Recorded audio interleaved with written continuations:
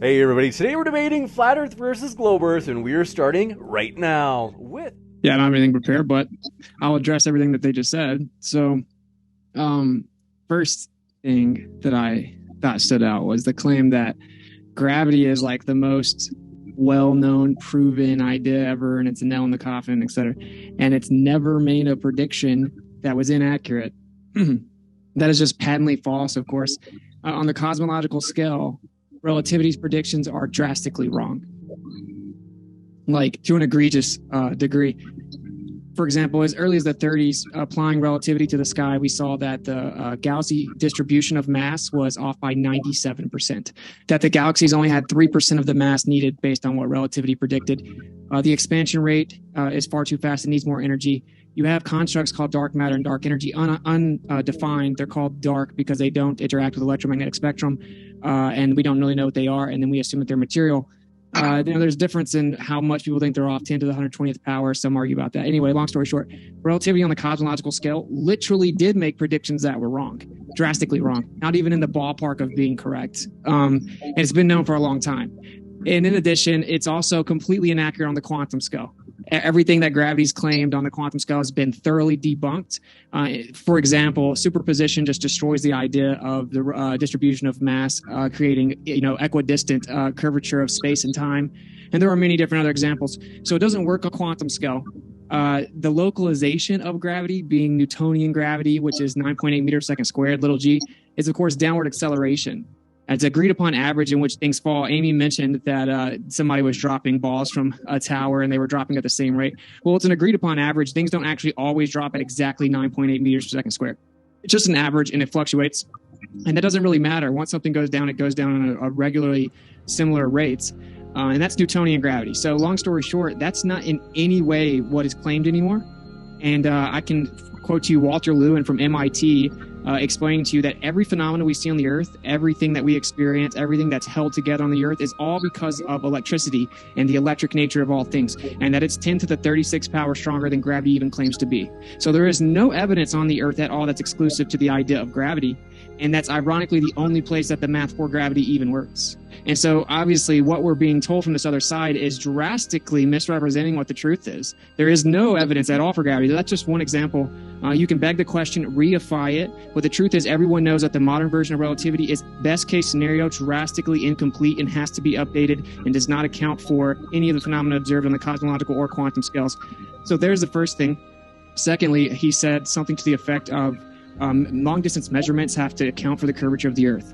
Well, what actually happens is we take plane surveying data, right, where we assume a flat Earth. We get a vertical line that we drop horizontal or perpendicular to the horizontal plane to get our level, and then we make measurements in small increments, and then we stitch those together over long distances. And then there's something called geodetic surveying, and what they do is they take the stitched together data from the plane survey data, right, and then they look out over distances, take azimuth readings and different things like this, and they go into the observations with a predetermined window, meaning anything that they see that falls outside of it, they just throw it out. I actually debated main surveyor on here. He's a geodetic surveyor. He openly admits this. So they throw out every single observation that doesn't fit within their presupposed little window. He actually explains that if he hadn't have done that, he would have got a radius value way too big consistently. He has to throw them out.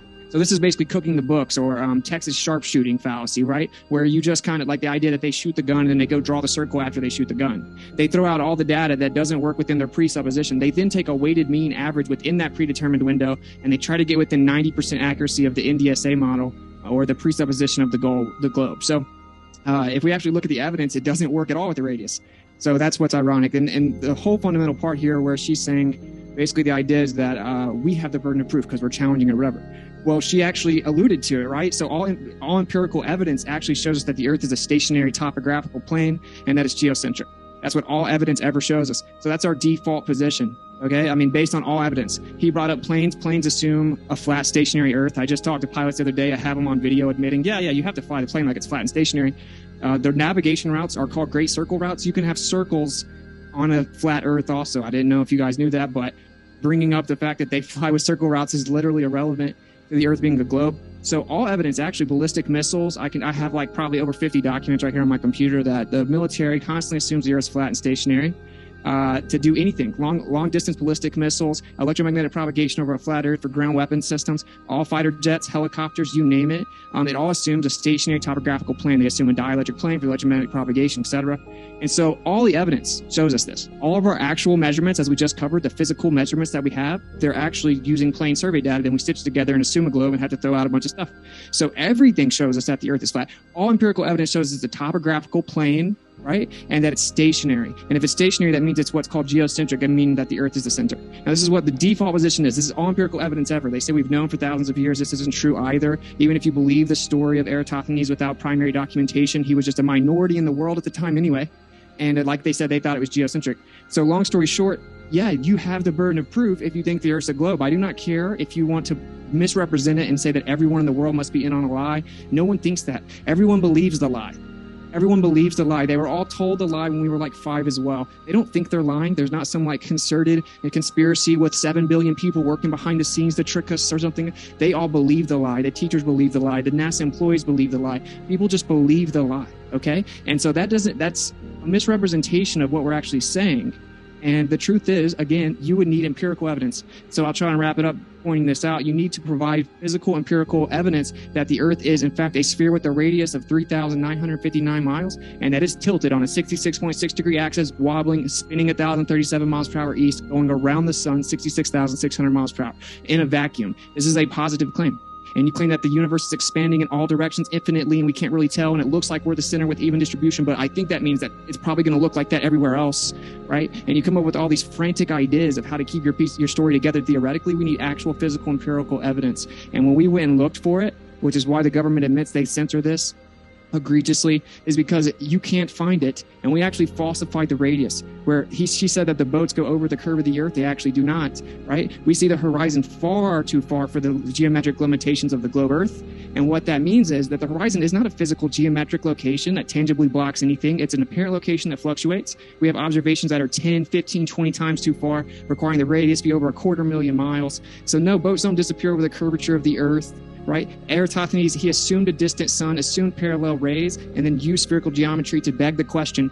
That also doesn't prove the Earth's a ball, right? And there's no primary documentation that guy even did any of that. So long story short, yes, we do want the physical empirical evidence. We know that NASA was founded with Nazis and has consistently lied ever since. We've caught them lying many times. And so, no, we don't blindly believe the government, nor do we think that NASA is the one federal government agency that doesn't lie. So long story short, we measured the surface of the Earth. It's not curving. And if the radius value is not 3959, and that's been falsified, the entire model is wrong because every single aspect of the model requires that. And I'll also let you know ahead of time, there is no motion ever been proven that the Earth is spinning. There's no evidence for it whatsoever. And even Einstein himself will tell you that centrifugal and Coriolis effects would happen if the sky is moving around the Earth, in a letter he wrote to Ernst Mach, and there's no physical empirical evidence that the Earth is spinning or curving. And so, yeah, that's why we're here. And you make claims that are violative of natural law. So we want empirical physical evidence, and then we'll just tear it apart if you think you've got it. And I just keep saying I'm going to wrap it up, but I want to really suck this in for the audience.